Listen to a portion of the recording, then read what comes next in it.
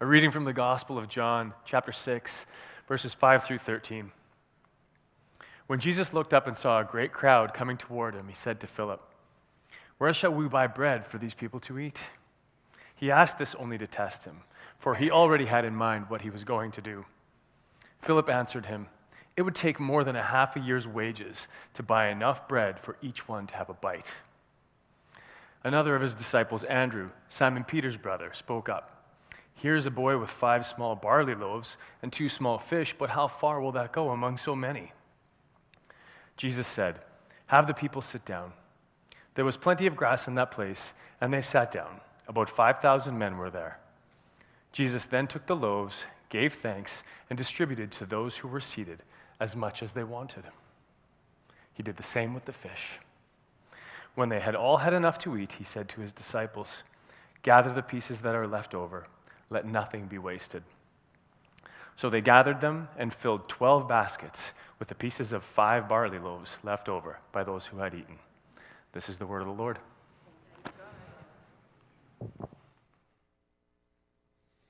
Thanks, Steve.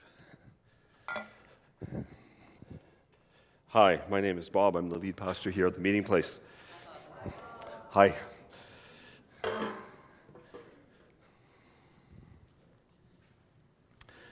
He literally bounced out of bed. The night before, he and his family, his parents, had talked about the fact that this was going to be the day where they were going to go on an adventure.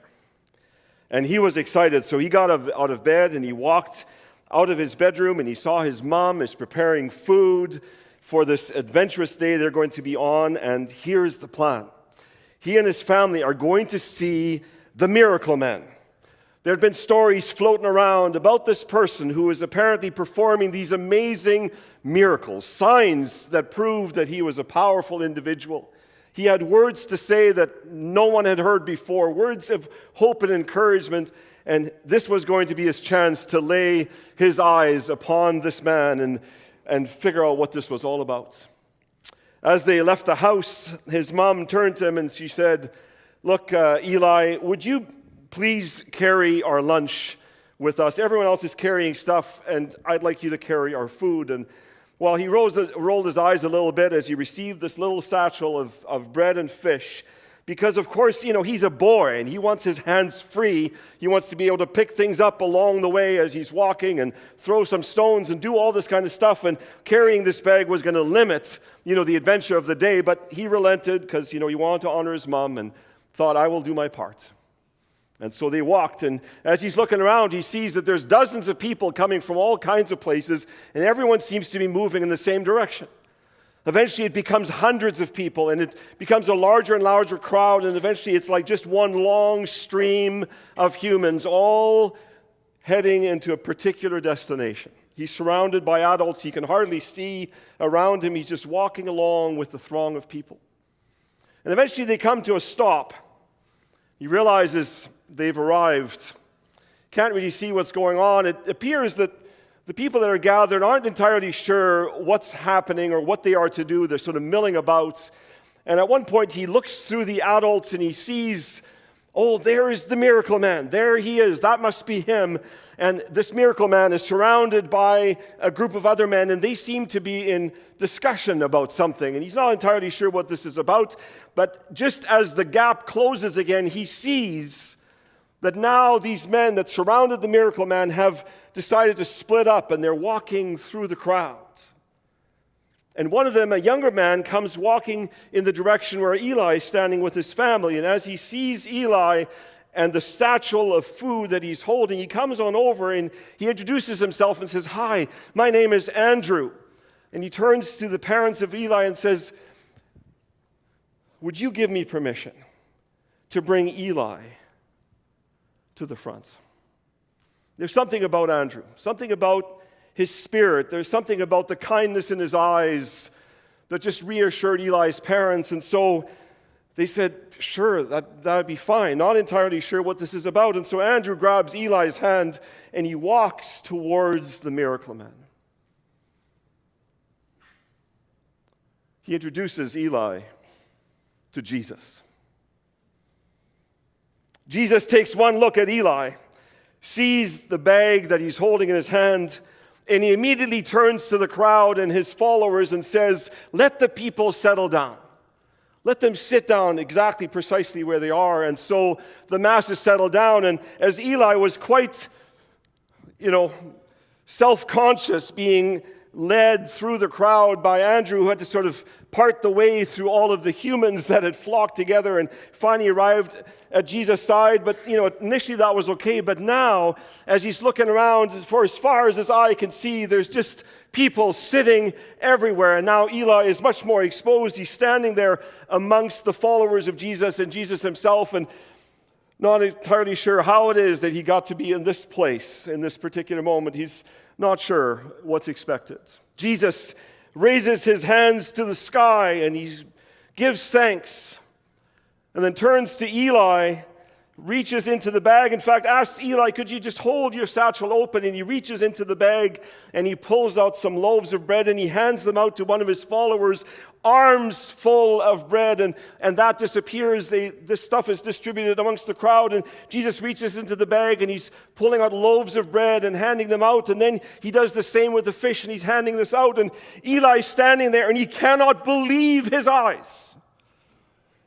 You see, at the moment when his mom entrusted this bag to him, at first he was a little upset that he had to carry it, but then over time he got used to it, and then he has to admit, even though he's a boy and he wants to be strong and he wants to believe that he's got big guns in his arms, he's come to the realization that perhaps this bag has gotten a little heavy over time, and he's finally happy that they've arrived on location, and now he knows that there is no doubt in his mind that the amount of food that Jesus is taking out of this bag way exceeds any of the food that he carried to this particular location.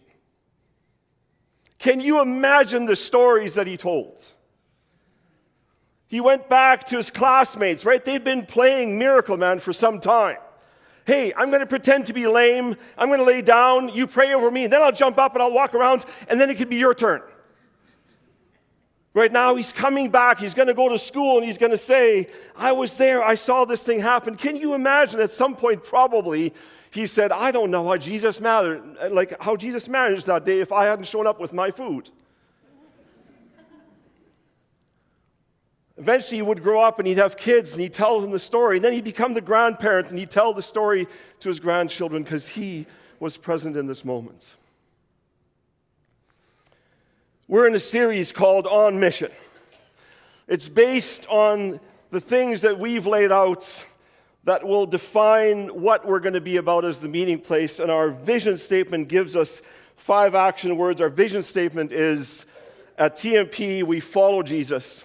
We share his story, we gather in our place and yours, we serve where needed, and we worship in all that we do. Today we're talking about serve. It is part of the DNA of the meeting place. It was true before I arrived here. It's been true for all the years that I've been here, and it will be true in the future, that here in this faith community, if we want to experience the richness of what it means to be part of this particular faith community, then serving is what we're about. Serve the needs of people around us. This is an incredibly powerful truth, something to explore. And so I want to just use the story of Scripture to help us to understand. And I'll say, I sort of thought, man, there are so many stories I could turn to, so many places that illustrate this practice of not only the early church, but certainly the followers of Jesus and Jesus himself that served where needed. And so I will admit that I was inspired in particular by Tuesday night. Tuesday evening, I went to YOU at TMP. Once again, Multiply is hosting these days, helping us to understand what it is to live missionally, which is a beautiful thing considering what we're talking about on Sunday mornings. And so Tuesday evening, I arrived. Lloyd, who was the host of the evening, led us through some conversations around our tables. And then he introduced a man named Derek Parenteau. Now, I'd never met Derek in person. I met him online. One day we were talking, he and John Johnston and others, we were talking just about their work with Multiply. And Derek in particular works with indigenous groups in the Sudbury, Parry Sound, Georgian Bay area. And this was an area that Hildy and I had become quite familiar with because on our last sabbatical, we spent a month living in less than comfortable circumstances, learning how to build a birch bark canoe under the guidance of an indigenous man named Tom Byers. And he taught us how to do this, and we'd grown sort of a fondness for this area. And so when I discovered that there's this person working with indigenous people there, I was drawn to Derek immediately. When I met him online, he was quite charismatic, and now I got a chance to meet him in person, and we shook hands, and there was just a generosity of spirit in him, and I was very blessed.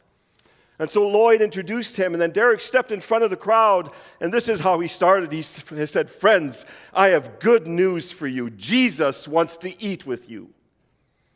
And then engaged us into this amazing conversation about all of the stories in Scripture that are filled with food, filled with occasions where people gathered around meals and experienced the richness and depth of community. And I thought to myself, that's it. I'm going to go after a food story for my talk on serve. And so I picked the story out of the Gospel of John to help us to understand it this morning. And so I want to take us to the text again and make some observations about what it means to serve. But thank you, Derek, for inspiring me to think about food this morning. So here's our text as it starts. When Jesus looked up and saw a great crowd coming toward him, he said to Philip, "Where shall we buy bread for these people to eat?" John, the classic storyteller. Here's John. He's a follower of Jesus. In fact, he was likely the youngest of Jesus' disciples. He's probably a teenager when he first joined this really incredible group of people.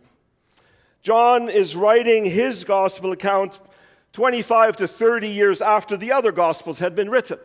So he had a chance to hear what others had written, and now he takes the time as an old man, because John is likely the only one of Jesus' followers who lived to die a natural death as opposed to a martyr's death. And John is writing his recollections of these encounters with Jesus.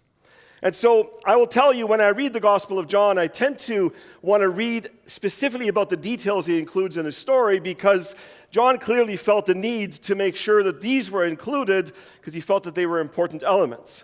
So here, in this story, John begins the story and he introduces the classic thing that has to happen in any good story, and that is introduce a problem or a moment of conflict, something that needs to be resolved. So imagine, John remembers that it was Philip, one of the followers of Jesus, that receives this question. Can you imagine Philip? I mean, he's standing there innocently watching all these people walk in, and then Jesus turns to him and says, "Hey, Philip, how are we going to feed all these people?" "Thanks a lot. That's a big assignment. What am I going to do with this?" And so we're drawn into the story, curious as to how this is going to unfold. And then John takes it a little bit further, and he writes the next line. He asked this only to test him, for he already had in mind what he was going to do. Oh, friends, we could spend the rest of the morning talking about this line. How do we feel about this, right? In our world, you and I, we want to know all the facts. Don't hold back. Tell me what's going on. Unless there's complete clarity, I'm a little confused. I don't know how to deal with something that's not known to me. And the fact that John writes this, of course, retrospectively, right? John understands that the story is unfolded. He already knows the end. But he recognizes and takes the time to name this moment to say, here is Jesus. He already has something in mind. And this is an incredibly powerful truth. Because the truth is, my friends, Jesus is still about something. He's still up to things. He's not done. There's still more to come. And this is one of those moments where it alludes towards this truth of Jesus. In our office, there are some framed statements that we've decided to put up that are going to help us and remind us, what we're to be about and things to encourage us. And here is one of the bits that's in the office. It says this: join God in what He's doing in the world. Notice how it's not very specific. It literally allows for any number of things to happen, but join God in what He's doing in the world. We're now beholden to actually start paying attention. Where, in fact, is God actively at work? Where is He doing something where we could join Him? And this is part of the serving culture. This is part of what happens when you're invited to serve. Yes, we can describe the responsibilities, we can describe the specific target audience, we can describe the space, the physical things, everything. But in the end, there is a part of us that enters into this serving relationship where we're going, okay, Jesus, I'm going to be faithful in serving. but I don't know entirely what the impact of this will be. This is a very incredible reality to live with, to know that Jesus is about something and for us to look to see where is he working and how can I join him in that. And this was one of the compelling things why when the missions team talked about, okay, we'd like to identify a global focus area, a specific place in the world where we as a faith community in Winnipeg would partner with churches in a particular location so we could really enhance their experience, provide resources, provide support and encouragement. And one of the places we looked at and ultimately settled on Thailand. Why Thailand? Because God is clearly at work in Thailand. When I was there in February, there were places where we met a church that was actively engaged in serving the needs of their community, especially the refugees coming out of Myanmar. Do you know in those same places now, there are more than one church. They've multiplied in the meantime because God is at work in Thailand. It's not the only place in the world, but this is a place where we knew that he was at work and we wanted to join him here. This is an incredibly powerful thing to recognize that when you and I serve, we're joining God in the thing that he's about. And John makes this mysterious to say, Jesus had some imagination for the future. We're not entirely sure what it is yet, but know that he is about it.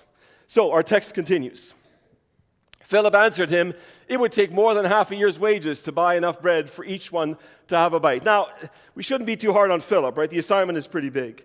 He's starting to take an assessment of what's actually required, and he realizes this is a big task. This in some ways enhances the drama of the story, right? We know that the solution is going to be a complicated one. It's going to require something extraordinary, and so Philip's words respond to that. Okay, then what happens is the story continues, and here's something that happens. Another of his disciples, Andrew, Simon Peter's brother, spoke up, here is a boy with 5 small barley loaves and 2 small fish, but how far will they go among so many? So now imagine being in Andrew's spot.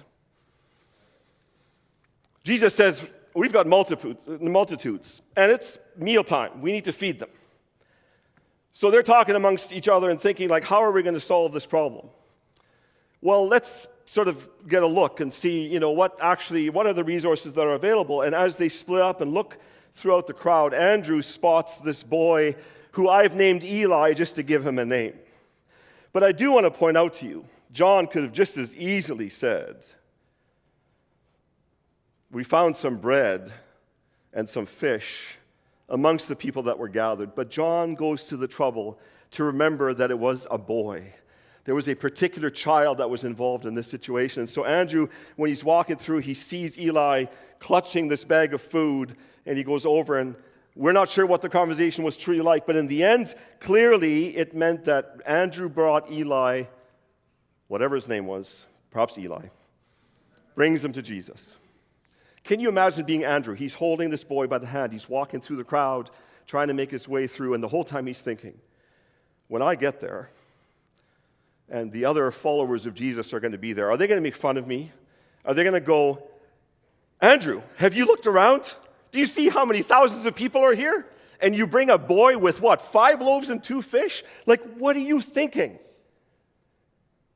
Or is he thinking, my assignment was to bring some food, to find a solution to this, and maybe there's something. And I'd like to read this text very much through the lens of an Andrew who says, I think there's something here. I'm not sure what it is yet, but I believe that there is an opportunity here. Perhaps this could be part of the solution. And he walks forward. There's some discussion, I'm sure, and eventually Andrew inserts himself and says to Jesus, here's a boy. Jesus looks down at Eli, clutching his bag of food. And instantly, John doesn't waste another word, instantly turns to the crowd and says, would you please sit down? Here's the thing. Jesus looks and says, there is the solution. This perhaps is what he had in mind. Or perhaps he had a miracle in mind, and now it's presented itself through the person of this little boy who arrived.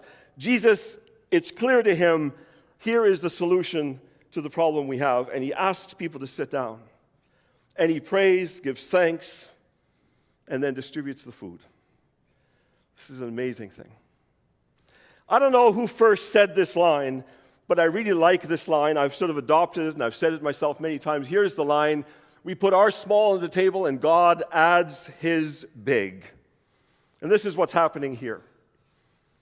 Not only when we serve in a faith community like this, are we joining God in the work that he's doing? Are we joining the big project of reconciliation, telling the message of his Father's love for all people on the face of the earth?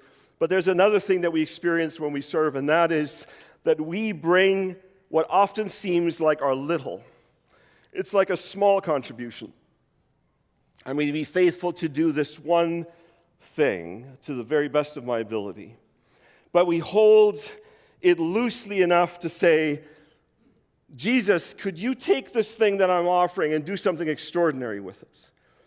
I think it's entirely appropriate for us, if you've chosen to follow Jesus, to literally live in expectation. That in our faithfulness to make our small contribution, that God can add his big and do something really quite remarkable.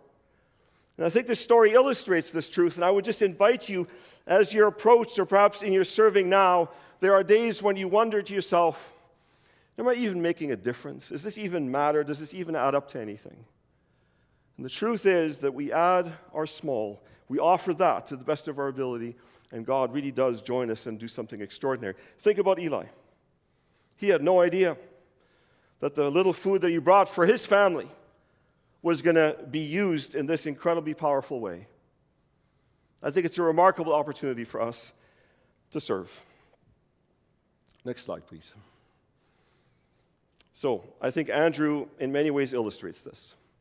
Andrew becomes the person who takes the risk of ridicule, to do this thing, to serve the purpose. And Andrew would have just, after this all event unfolded, he would have thought to himself, man, I'm sure happy that I didn't walk by Eli with his little satchel of food and think, well, that's not going to be part of the solution. But no, rather he took the moment. And here's another truth that's part of our serving culture at the meeting place. How often do I think about, oh, there's a serving opportunity. There's a new team that's being assembled, or there's an event that's coming up that requires some specific help. And prayerfully, and I know many others who do this, who prayerfully say, okay, Jesus, are there people that we could approach and shoulder tap? And it's amazing to me how often in those conversations we discover that there was a divine work, perhaps in behind the scenes, that the connection between the need that we have and the resource that we need is made. And then people serve, and it's like the greatest thing ever. It's like, I never would have done this on my own. I would have never even thought about this opportunity, but someone came along and invited me in to this process, and now I get to serve and make my contribution. Andrew represents this incredibly well. Okay, we carry on.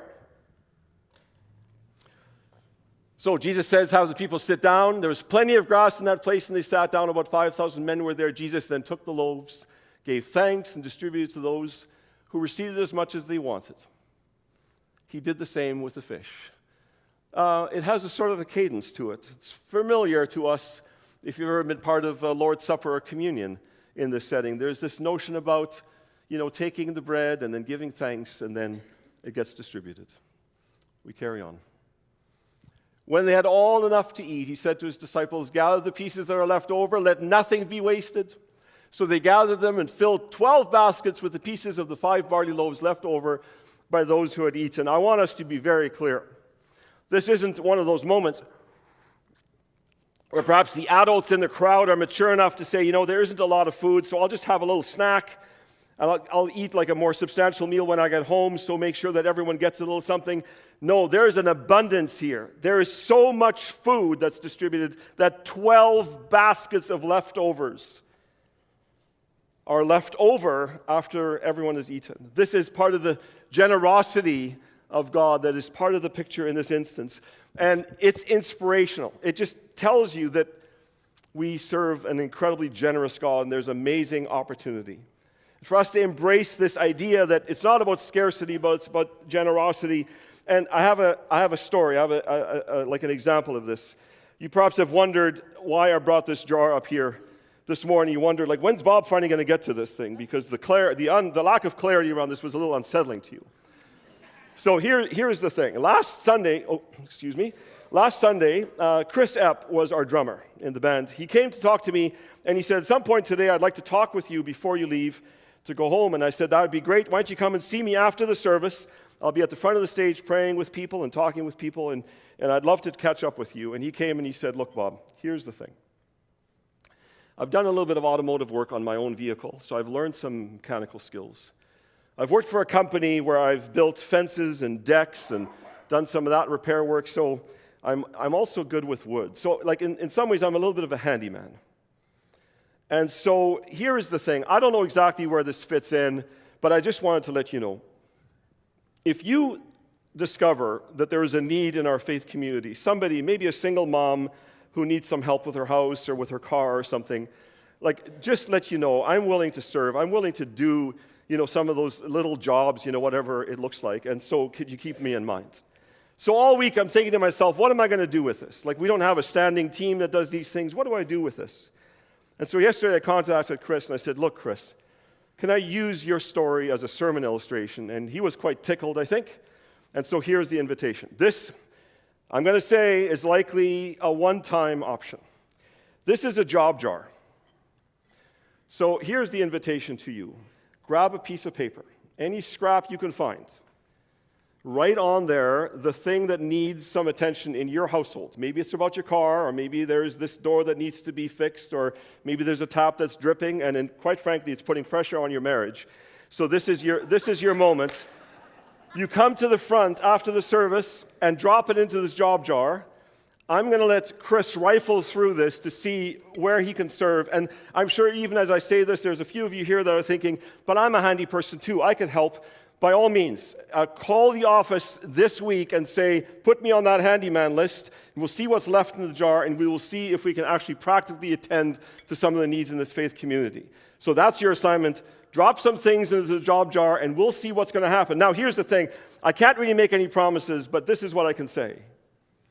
I live in the expectation of a generous God who can provide enough food that there's 12 baskets left over.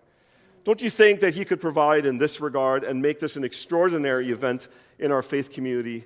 Holy Spirit, come. I've been getting questions in here.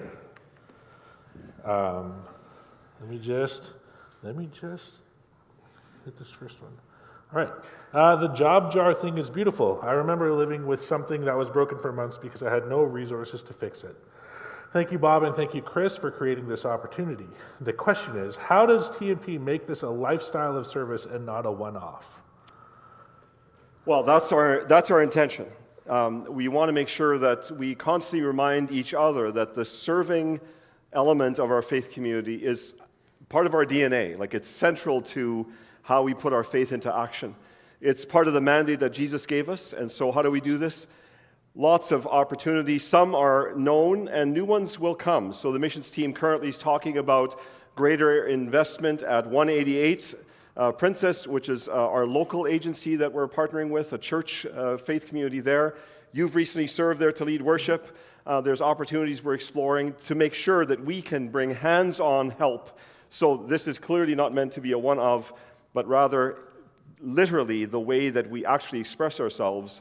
And wouldn't it be great if the reputation of the meeting place was, man, you go to that church, they're going to get you involved. They're going to get your hands dirty about things. So sign up for MDS, an amazing opportunity. Again, just a continuation of what's already true of us.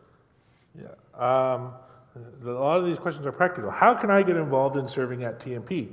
I'm an introvert and find it difficult to step forward and offer to help. What are the areas at the church that are in most need of volunteers? Okay. There's lots of opportunities. So here's the thing. I have a lot of compassion for you introverts because I count myself among you. And so here's the thing. If that's like an obstacle for you, I would just simply say this. Again, grab a scrap piece of paper or go to the Welcome Center. They'll have something for you. You can actually put introvert at the very top. Just write introvert and then give us your contact information and say, like, I'd like to serve. And what we'll do is we'll follow up with you. We'll call you and say, look, are there particular areas of interest? Or perhaps have you gained some skills in some ways? Or is there a sense of well, there are some talents that I've been entrusted. And I just don't know how to go about it. And we will make connections, pass your name on to somebody else to follow up with you and say, hey, would you like to serve? Here's the other thing that you can do, and this is a little bit further down the road. But in early 2025, at YOU at TMP, we're going to once again offer a course called Led by the Spirit, which is a spiritual gift discernment. That's part of that experience. So if there's a curiosity for you to say, well, are there things that have been entrusted to me that I could put into action? Then come and discover what those gifts are. And that may give you greater freedom to engage and to sign up for something specific because you're wired for it. This one's a little more theological. Even Andrew said, but how far will it go amongst so many? It seems to be very human to experience scarcity in this world. In your opinion, is focusing on scarcity a spiritual lacking? A spiritual, sorry, what? Lacking. Lacking. Weakness.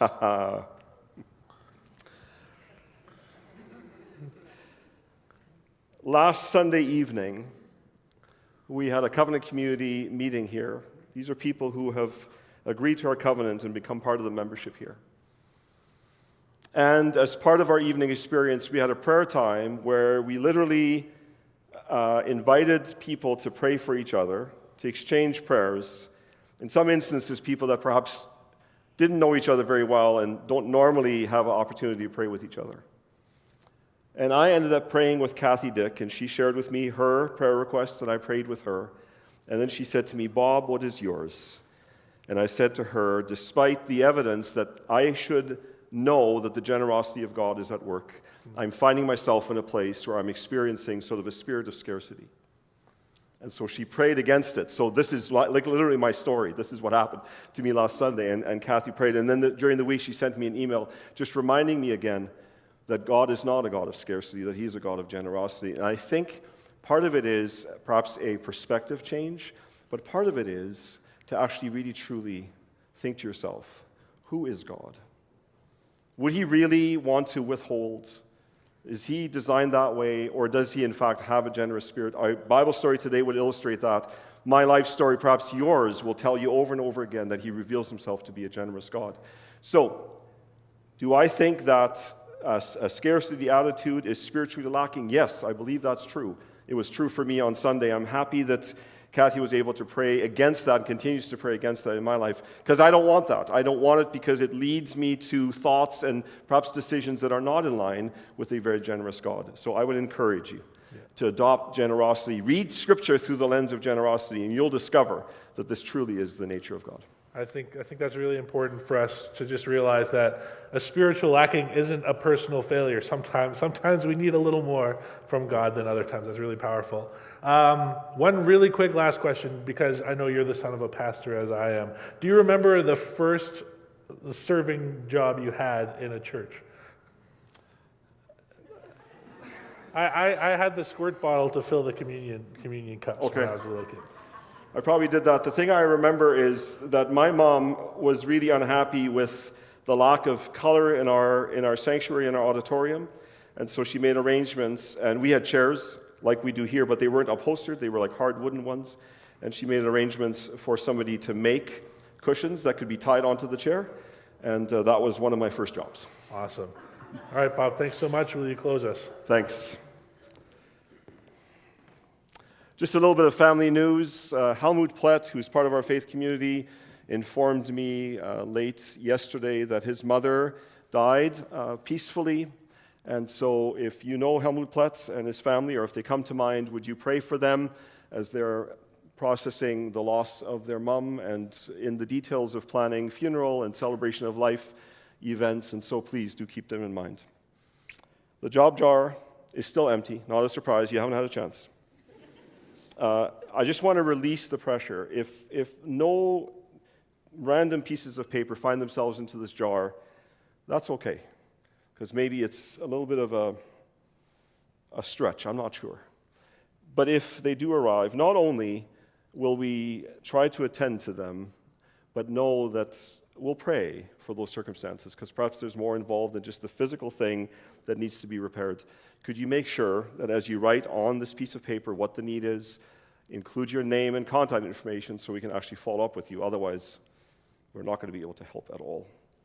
Anyway, so Jesus, would you bless this jar? Bless the people of this faith community. For those of you that are at home, if you need to call in this week and say, my tap is dripping also, please do. We'll see what we can do. My friends, what a great joy to do this life together with you. Bless you, bless you. And would you serve where needed? Please, let's be about it. This is what Jesus is inviting us to. There will be people here to pray with you after the service, so please come forward. And again, job jar.